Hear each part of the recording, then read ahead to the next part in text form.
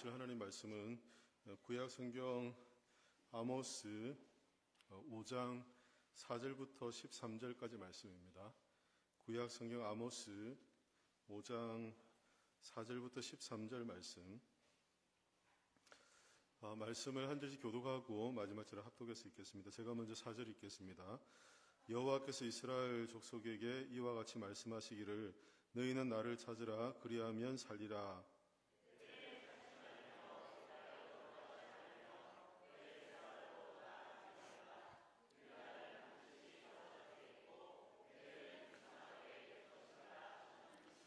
너희는 여호와를 찾으라 그리하면 살리라.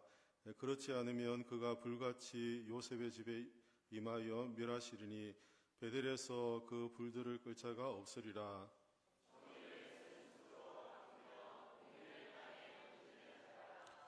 묘성과 삼성을 만드시며 사망의 그늘을 아침으로 바꾸시고 낮을 어두운 밤으로 바꾸시며 바닷물을 불러 지면에 쏟으시는 이를 찾으라.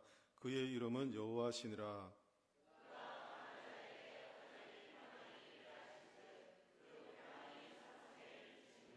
무리가 성문에서 책망하는 자를 미워하며 정직히 말하는 자를 싫어하는도다.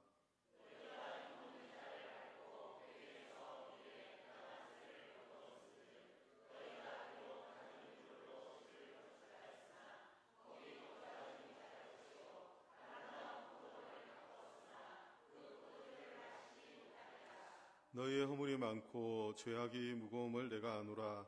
너희는 의인을 학대하며 뇌물을 받고 성문에서 가난한 자를 억울하게 하는 자로다. 그러므로 이런 때에 지혜의 자가 잠잠하나니 이는 악한 때임이니라. 아멘. 이 시간 그리하면 살리라 제목으로 우리 구교한 전도사님 말씀 전해주시겠습니다.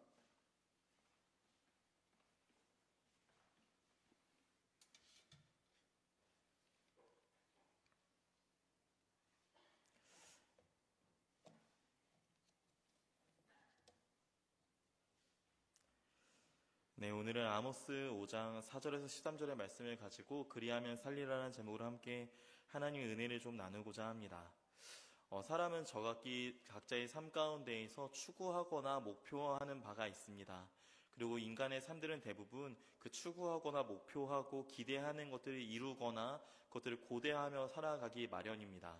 지금은 더운 여름날에 우리가 각자의 일상을 잠깐 벗어나 잠시 다녀오는 곳들이 있습니다. 우리는 그것을 휴가라고 하기도 하죠. 그리고 우리는 1년의 바쁜 일상들 가운데에서 고된 회사일이나 바쁜 인간관계 속에서도 항상 이 때를 기대합니다. 내가 여름날에 잠깐 나의 일상을 벗어나 쉼을 누리고 편안함을 누리고 오는 이런 시간들을 말입니다. 사랑하는 여러분, 오늘 우리를 살게 하고 우리가 목표하는 것은 무엇입니까? 오늘 우리는 우리가 무엇을 목표하며 살아야 하는지, 교회라면 우리가 무엇을 바라보며 살아야 하는지를 함께 이 말씀을 통해 짧게 나누고자 합니다. 오늘 우리가 함께 나눈 이 아모스라는 말씀은 우리가 잘 알고 있는 것처럼 북이스라엘과 남유다가 멸망하기 이전 하나님께서 아모스라는 선지자를 통해 이스라엘에게 하신 경고의 말씀들입니다. 우린 이 후기 선지서들을 읽으면서 자연스럽게 이 당시에 이스라엘과 남유다가 얼마나 부패했는지, 얼마나 하나님 앞에 크게 범죄하였는지를 잘 알고 있습니다. 그렇게 이러한 권면들은 많은 선지서들에서 이상하지 않게 발견할 수 있는 말씀들입니다. 오늘 우리 함께 읽으면서 4절과 5절 말씀 우리 함께 읽어보겠습니다. 4절과 5절입니다. 함께 읽겠습니다. 여호와께서 이스라엘 족속에게 이와 같이 말씀하시기를 너희는 나를 찾으라 그리하면 살리라. 베델을 찾지 말며 길갈로 들어가지 말며 브엘세바로도 나아가지 말라. 길갈은 반드시 사로잡히겠고 베델은 비참하게 될 것임이라 하셨나니. 아멘. 오늘 하나님께서 말씀하시는 명령은 두 가지일 것입니다. 첫 번째는 4절에서 여호와께서 이스라엘 족속에 이와 같이 말씀하시기를 너희는 나를 찾으라 라는 명령일 것입니다. 그리고 아까 말씀드린 것처럼 이러한 여호와께 돌아오라, 여호와를 찾으라 라는 이러한 명령들은 후 선지서에서 이상하지 않게 발견할 수 있는 아주 일반적인 메시지들입니다. 그러나 주목해 볼 만한 것은 바로 5절의 말씀입니다. 5절에서 하나님이 몇 가지의 지명을 언급하시면서 그것들을 찾거나 들어가거나 나아가지 말라라고 말씀하십니다. 우리는 먼저 그 지명들에 좀 주목해 보아야 합니다. 첫 번째는 베델이라는 곳입니다. 우리는 베델이라는 지명에서 어떠한 일이 일어나는지 잘 알고 있습니다. 베델이라는 지역의 가장 유명한 사건은 무엇이었습니까? 우리가 잘 알고 있는 창세기의 야곱이 그의 형 에서를 피해 도망할 때, 그가 그 광야 가운데 거할 때에 그가 돌베개를 뉘고 잠시 잠을 청하였고, 그 가운데서 하나님의 인재를 경험하고 하나님과 뜨거운 언약을 맺었던 곳이 바로 베델이었습니다. 또한 그 뒤로 등장한 길갈 또한 하나님과 이스라엘 사이의 언약을 나타내는 장소였습니다. 길갈에서는 여호수아와 이스라엘이 하나님과 언약을 맺는 장소였죠. 브엘세바 또한 우리가 잘 알고 있는 믿음의 조상, 이스라엘의 조상인 아브라함이 하나님을 예배했던 곳이었습니다. 이러한 곳은 우리가 앞서 나눈 것처럼 믿음의 선배들과 연관되어져 있는 지역들이었고요. 그렇기 때문에 그러한 믿음의 선배들을 계승했던 이스라엘들은 그곳들을 예배의 처소로 사용하고 있었습니다. 그러나 하나님께서는 그 이스라엘이 하나님을 예배하러 나아갔던 베델과 길갈, 브엘세발로 나아가지 말라라고 말씀하십니다. 아직 성경을 덮지 않으셨다면 우리 말씀을 한 번 찾아보면 좋을 것 같은데요. 우리 한 장만 뒤로 돌리셔서 아모스 4장입니다. 아모스 4장 4절 말씀 우리 함께 읽어보겠습니다. 아모스 4장 4절입니다. 함께 읽겠습니다. 너희는 베델에 가서 범죄하며 길갈에 가서 죄를 더하며 아침마다 너희 희생을 3일마다 너희 11조를 드리며. 아멘. 오늘 등장하는 이 4장에서의 그 지명들과 그 지명들에서 이스라엘에게 말씀하시는 예배가 여러분이 보시기엔 어떠하십니까? 이것이 하나님이 정말 좋은 의미로 너희가 가서 예배하고 나를 섬기렴이라는 의미로 들려지십니까? 아니, 오늘 하나님께서는 그들의 예배의 처소, 영혼의 고향으로 삼고 있던 그곳에서 그들이 행해왔던 많은 예배와 제사를 가증히 여기신다라는 것을 우리는 발견할 수 있게 됩니다. 그렇기 때문에 오늘 5장에서 하나님 말씀하시는 너희가 그곳에 가지 말아라, 거기서 예배하지 말아라, 그곳으로 나아가지 말아라 라고 말씀입니다. 우리는 이를 통해 우리는 몇 가지 교훈을 발견할 수 있게 됩니다. 첫 번째로는 우리의 예배는 과연 어떠하냐는 것입니다. 우리는 이들의 이 열심과 이들의 예배에 비교할 수 없는 예배를 우리는 현재 드리고 있습니다. 우리 중 누구도 예배하기 위하여서 산 제물을 드리지 않습니다. 우리 중 누구도 예배하기 위하여서 고된 길을 걸어서 하나님 예배하러 그 예배의 처소 가운데 나아가지 않죠. 우리는 모두 나름 편안한 이동수단과 멀지 않은 거리에서 적어도 이 당시 이스라엘이 드렸던 열심보다 덜한 열심으로 하나님을 예배하고 있습니다. 그러나 우리는 때때로 우리의 그 열심을 보며 착각하기도 합니다.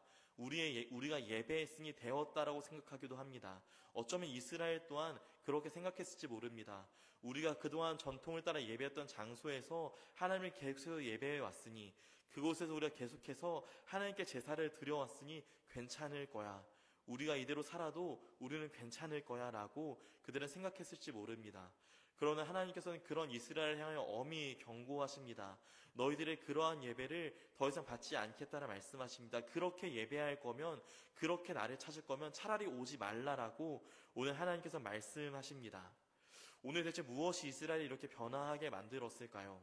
무엇 때문에 이스라엘이 이토록 올바른 예배에서 떠나 올바른 하나님을 찾는 일에서 떠나 행위만이 남고 형식만이 남은 그런 신앙생활을 하게 만들었을까요? 우리는 오늘 이 말씀을 통해 몇 가지 근거를 좀 더 발견하고자 합니다. 오늘 우리 함께 읽은 말씀 7절입니다. 우리 7절 말씀 우리 함께 읽어보겠습니다. 7절입니다. 함께 읽겠습니다. 정의를 쓴 쑥으로 바꾸며 공의를 땅에 던지는 자들아. 아멘. 오늘 7절부터는 선지자가 이제 그 이스라엘을 아주 아프게 꼬집기 시작합니다. 이스라엘을 고발하기 시작합니다. 그 이스라엘 자신의 형제들을 향하여 정의를 쓴 쑥으로 바꾸며 공의를 땅에 던지는 자들아 라고 말합니다. 우리는 이 표현 가운데 두 가지의 의미를 발견할 수 있을 것입니다. 첫 번째는 그들 안의 변질입니다. 그들이 정의를 쓴 쑥으로 바꾸었다라고 합니다. 그들 안에 마땅히 행해져야 될 정의로움, 그들 안에 마땅히 행해져야 할 하나님의 뜻을 따르는 것들에서 그들이 변질되었다라는 것입니다. 두 번째로 그 공의를 이제는 땅에 던지는 자들아라고 표현하고 있습니다. 이 두 가지는 병행 구조로서 동일한 의미를 나타내는데요. 그 동일한 의미 가운데 상대적인 크기를 말해주고 있습니다. 앞에서 정의를 쓴 쑥으로 바꾸는 것이 그들의 마음의 변질을 나타낸다면, 공의를 땅에 던지는 것은 그것보다 적극적인 행동을 의미합니다. 그들은 이제 공의를 땅에 던지며 하나님 마음에 합하지 않으며 더 나아가 이제는 부도덕한 삶을 살기까지 하였습니다.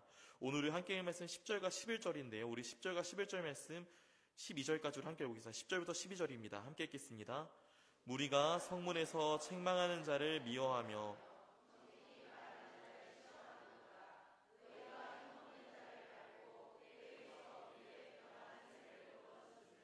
너희가 비록 다듬은 돌로 집을 건축하였으나 거기 거주하지 못할 것이요 아름다운 포도원을 가꾸었으나 그 포도주를 마시지 못하리라. 너희는 허물이 많고 죄악이 많음을 내가 아노라. 너희는 의인을 학대하며 뇌물을 받고 성문에서 가난한 자를 억울하게 하는 자로다. 아멘. 앞서 하나님께 드리는 예배에 실패한 이스라엘은 이제 그들의 삶 가운데 도덕적인 부패 또한 경험하게 됩니다.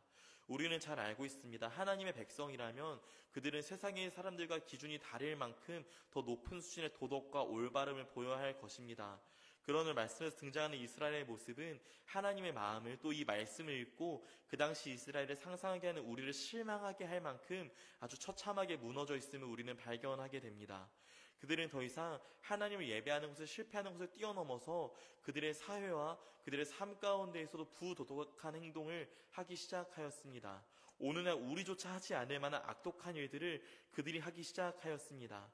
그리고 그런 그들에게 오늘 선지자는 선포합니다. 우리 8절과 9절입니다. 우리 8절과 9절 말씀 우리 함께 읽어보겠습니다. 8절과 9절입니다. 함께 읽겠습니다.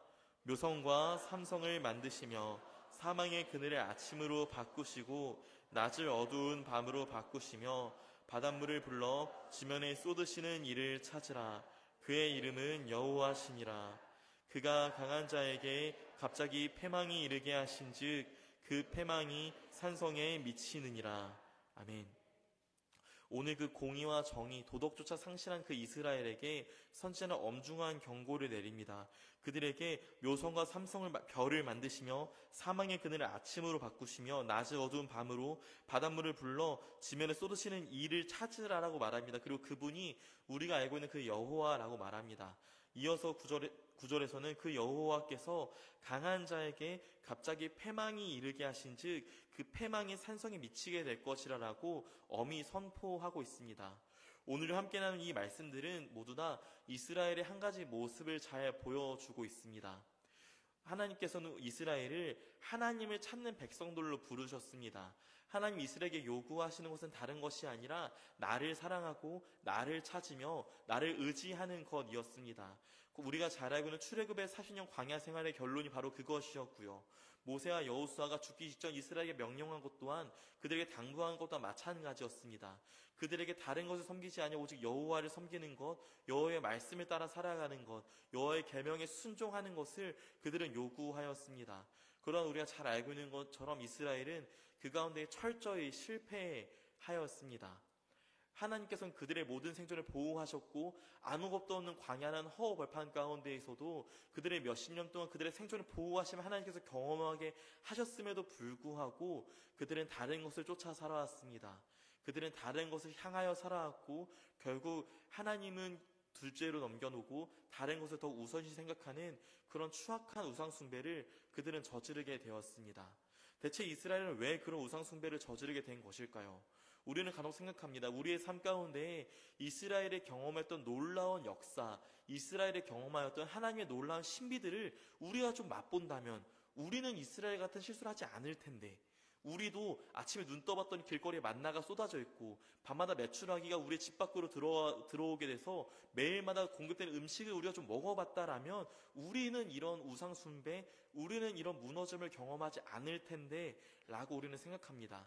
그리고 오늘 이 말씀을 같이 다시 한번 볼 때 그러한 모든 역사를 경험하고도 여전히 하나님보다 다른 것을 사랑하였고 결국 무너졌던 이스라엘을 우리는 조금 미련하게 바라볼지 모릅니다. 사랑하는 여러분, 그러나 이 말씀에서 이스라엘이 우리와 결코 다르지 않습니다.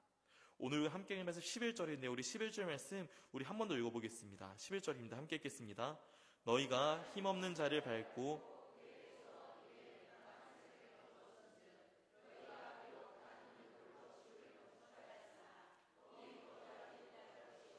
아름다운 포도원을 가꾸었으나 그 포도주를 마시지 못하리라. 아멘. 오늘 11절에 등장하는 이스라엘의 부도덕한 모습을 보면 우리는 생각하죠. 나는 이러진 않아. 나는 부정한 이익을 취하거나 힘없는 자를 밟거나 하진 않아 라고 말합니다. 그러나 우리는 이스라엘이 왜 그렇게 행동했는지 그 뒤에 이스라엘을 묘사하는 모습을 보며 이들의 마음이 우리와 결코 다르지 않음을 발견해야 합니다. 11절에서 말씀합니다. 너희가 비록 다듬은 돌로 집을 건축하였으나 거기 거주하지 못할 것이요 아름다운 포도원을 가꾸었으나 그 포도를 마시지 못할 것이라고 선지자는 엄히 경고합니다. 이 모습을 볼 때 우리는 이스라엘들이 꿈꾸었던 삶이 무엇인지를 발견하게 됩니다. 오늘 말씀에서 그들은 다듬은 돌로 집을 건축하였습니다. 그들의 소망은 거기에 있었던 거죠. 그들은 아름답게 가꾸어진 집, 깔끔하게 다듬어진 집에 거주하고 싶어 했습니다. 또한 그에게 등장하는 그들은 아름다운 포도원에서 거두어진 포도주를 마시고 싶어 했습니다. 그렇기 때문에 아름다운 포도원을 꾸려내는 것이 그들의 목표였고 그를 위해서는 때때로 그들의 양심을 잠깐 손 가리고 이 정도까지는 괜찮겠지, 요것만 해도 괜찮겠지라 말하며 그들의 삶 가운데 조금씩 하나씩 타협을 해냈던 겁니다. 더 좋은 집, 더 좋은 음식, 더 많은 돈, 더 많은 명예, 더 평안하고 더 안락한 삶. 이스라엘의 목표는 바로 거기에 있었습니다. 그들은 언제나 그러한 편안한 삶을 그들은 추구해 왔습니다. 그렇기 때문에 이스라엘은 가나안에서 언제나 그들을 마치 풍요롭게 만들어줄 것 같고 그들이 지금 짓고 있는 농사에 도움을 줄 것 같은 수많은 방법들을 그들은 수용하게 된 것입니다. 그들은 풍요의 여신을 쫓습니다. 그들은 나에게 더 많은 명예를 가져다 줄 신을 쫓습니다. 나의 자녀를 더 많이 낳게 해줄 신을 찾아갔습니다. 그리고 그 신들의 방법을 쫓아 그들을 예배하였습니다. 왜냐하면 우리가 함께 계속 나누고 있는 것처럼 편안한 삶을 살고 싶었거든요. 여러분, 우리 중에 누가 이러한 욕심이 없다라고 말할 수 있겠습니까? 좋은 집, 편안한 집, 좋은 밥, 좋은 음식 먹는 거 싫어하는 사람이 우리 중에 누가 있겠습니까? 부끄러운 말이지만 우리 모두 지금의 이스라엘과 다르지 않을지 모릅니다. 사랑하는 여러분, 우리의 목표는 어디에 있습니까? 우리의 마음과 우리가 기대하고 소망하는 바는 어디에 있습니까? 무엇이 오늘 여러분을 고된 노동 가운데 그 노동을 견디며 살게 만듭니까? 어쩌면 오늘 이스라엘이 추구하고 있는 바로 그런 것들이 우리의 목표이지 않습니까? 사랑하는 여러분, 오늘 우리는 이 말씀을 통해 이스라엘 향한 엄한 경고에 우리는 귀를 기울여야 합니다. 하나님께서는 그 이스라엘들을 벌하시겠다라고 말씀하십니다. 그 이스라엘들에게 너희가 그렇게 살다가 정령 죽으리라, 그러니 살고자 한다면 나에게로 돌아오라라고 오늘 하나님 말씀하십니다. 오늘날 우리는 끊임없는 타협과 협상 가운데 살아갑니다. 내가 크리스천이지만 그래도 내가 이 땅을 살아가니 남들이 추구하는 말 어느 정도는 추구해도 괜찮겠지. 남들이 바라는 성공과 많은 돈과 명예들을 나도 어느 정도는, 이 정도까지는, 여기까지는 해도 괜찮겠지라고 말하면서 우리의 마음을 끝없이 두 갈래로 찢어냅니다. 그러고서 말합니다. 그래도 내가 이런 욕심을 가지고 있어도 매주일 하나님 예배하잖아. 내가 이러한 욕심을 가지고 있지만 그래도 내가 하나님의 무슨 일을 하잖아. 안 하고 있는 저들보단 내가 낫지. 여러분, 오늘 이스라엘 예배를 기억하십시오. 이스라엘 한 번도 하나님을 예배하는 것을 멈추지 않았어요. 그러나 하나님은 그들이 하나님과 다른 우상을 겸하여 섬길 때 그들의 마음 가운데에 하나님보다 혹은 하나님보다 조금 못한 다른 어떠한 것을 동시에 사랑할 때에 그들에게 엄한 경고를 내리십니다. 사랑하는 여러분, 우리는 돌이켜야 합니다. 우리는 우리의 마음의 방향을 하나님께로 고정하여야 합니다. 우리는 우리의 인생의 방향과 인생의 목표를 세상 사람들이 말하는 것과 동일한 방향과 동일한 곳을 바라보며 우리는 살아가선 안 되는 존재들입니다. 여러분, 혹시 우리가 더 이상 그런 것들을 목표하며 살아가지 못한다라 말한다면 좀 억울하신가요? 이 땅에 살아가며 여전히 나도 남들처럼, 남들보다 더 많은 돈과 더 많은 성공, 더 높은 자리, 이런 것들을 추구하지 못한다는 것이 우리에게 억울한가요?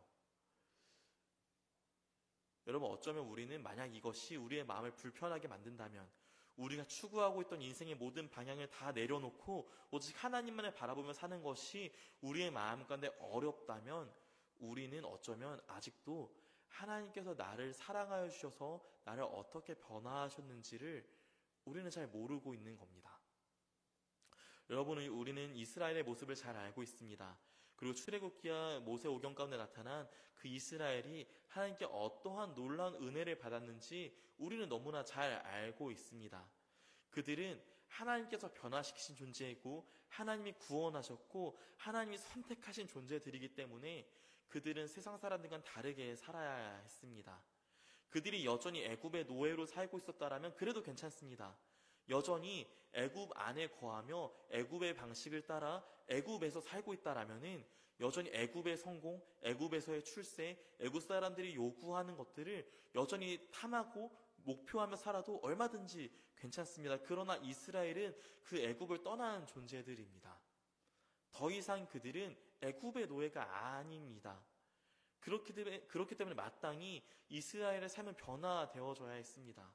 이스라엘의 삶은 마땅히 그 이전 노예의 삶을 모두 청산하고 내가 이전에는 이런 것들을 목표로 하고 이런 것들을 원하며 살아왔다면 이제는 노예가 아닌 나는, 이제 자유민인 나는 다른 것을 추구하며 그 노예와는 다른 삶을 살아야 합니다. 또한 이것은 은혜와 권리이기도 합니다. 여러분, 우리는 무엇의 노예입니까? 여러분, 여전히 무엇인가의 노예이십니까? 여러분, 아니요. 우리는 하나님께서 그 노예의 신분에서 우리를 구출해 주셨습니다.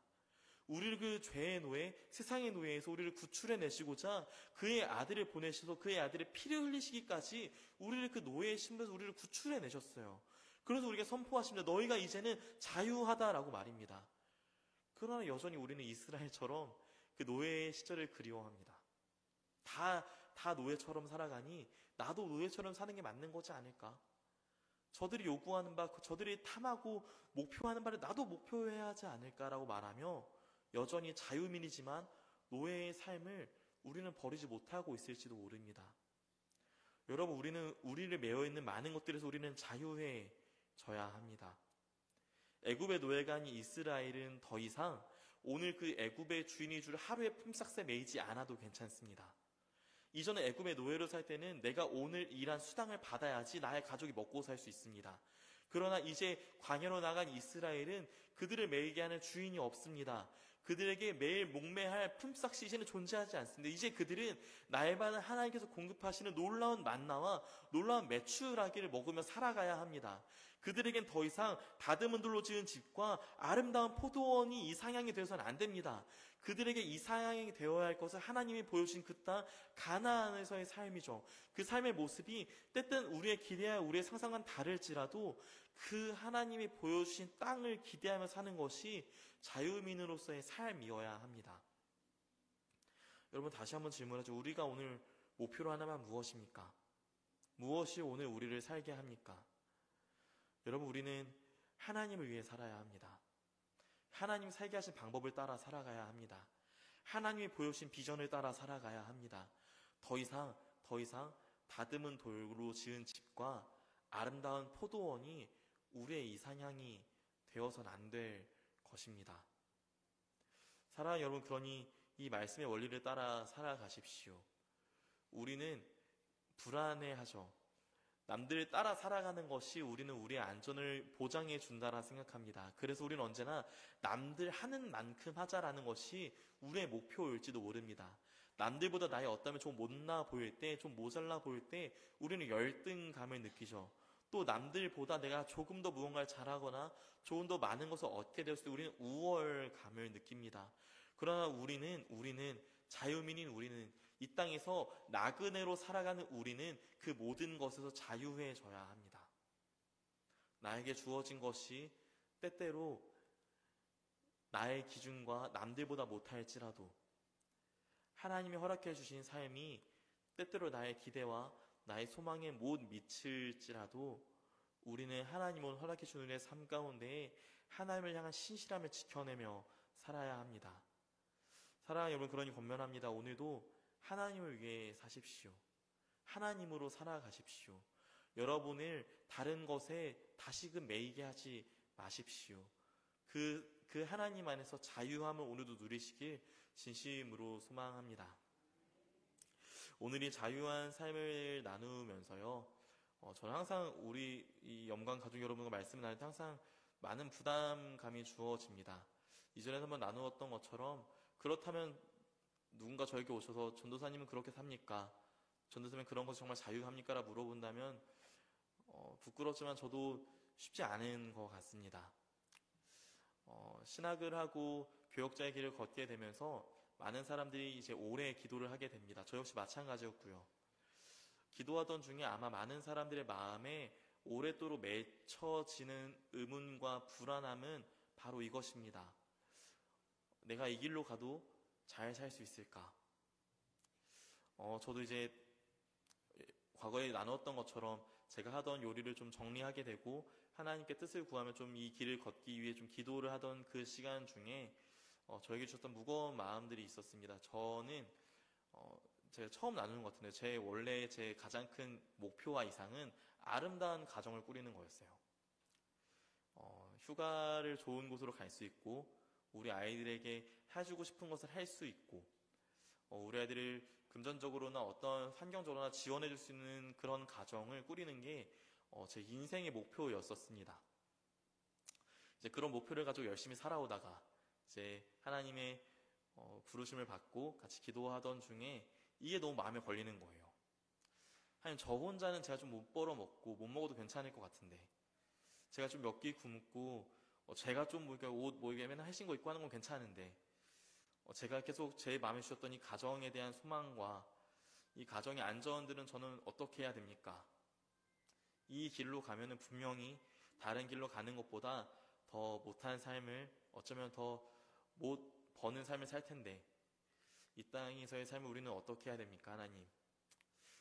그렇게 계속 기도를 하고 이제 고민하다가 이제 부끄러운 말이지만 하나님 어떻게 멋진 결단을 딱 내려주셔가지고 제가 신학의 길을 가면 너무 멋있었을 텐데 안타깝지만 결론을 못 내는 채로 이 길로 걸어오게 됐어요. 상황이 그렇게 저를 이끌어 가더라고요. 그러던 중에 계속 여전히 이 문제와 이런 기도 제목은 저의 마음의 고민으로 남아 있습니다. 그렇기 때문에 여전히 저도 이런 것에 매여 있는 존재이기에 오늘의 말씀을 나누는 것이 너무나 무거웠습니다. 그러나 이 말씀을 이제 나누기로 결정을 하고 기도를 하던 중에 너무 무거워서 이제 아니 제발 이번 주는 다른 말씀을 좀 나눠야 될 것 같습니다. 아직은 안 될 것 같습니다. 라고 기도를 하다가요. 오늘 말씀드린 것처럼 제가 이런 삶을 살 수 있어서가 아니라 하나님 오늘도 이 삶을 우리에게 말씀하시기 때문에 이 말씀의 권면에 따라 함께 이 삶을 걸어가자는 의미로서 이 말씀을 좀 함께 나누게 되었습니다. 여러분, 우리에게 더 이상 다듬은 돌로 지은 집과 아름다운 포도원은 우리의 눈에 두어서는 안 될 것입니다. 우리의 마음의 이상향, 우리의 마음의 목표는 더 이상 그런 곳에 있지 않습니다. 우리의 목표와 우리의 마음은 언제나 하나님과 함께하는 것, 그들이 잃어버린 하나님 향한 신실함을 지키는 것에 우리의 인생의 목표가 있을 것입니다. 사랑하는 여러분, 그러니 우리 오늘도 그 하나님의 신실함에 우리의 신실함으로 반응합시다. 언제나 하나님의 신실함을 보이셨지만 언제나 그 하나님의 신실함과 인도하심을 거절했던 이스라엘처럼 되지 말고 우리 오늘 우리에게 보신 그 하나님의 신실함을 따라 우리 또한 하나님을 신실하게 사랑하는, 하나님만을 사랑하는, 하나님을 눈앞에 두고 다른 것과 바람피지 않는 저와 여러분이 되시길 진심으로 소망합니다. 함께 좀 기도하시죠.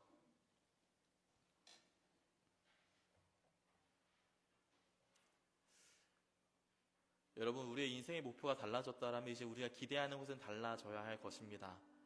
더 이상 우리는 더 많은 돈과 더 많은 명예를 기대하거나 그것들을 고대하지 않습니다.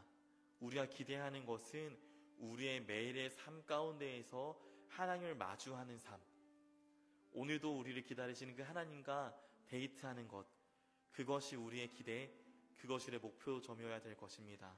우리 함께 우리의 마음을 두고 함께 좀 기도하시죠. 하나님, 우리의 마음이 변화되길 소망합니다. 우리가 잊고 있었던 혹은 잠시 멀리 두었던 그 하나님과의 사귐, 하나님과의 친밀한 삶, 우리가 다시 한번 그것을 회복하기를 소망합니다. 하나님, 우리의 마음 가운데 우리가 더 우선되었던 많은 것들을 주님 내려놓습니다.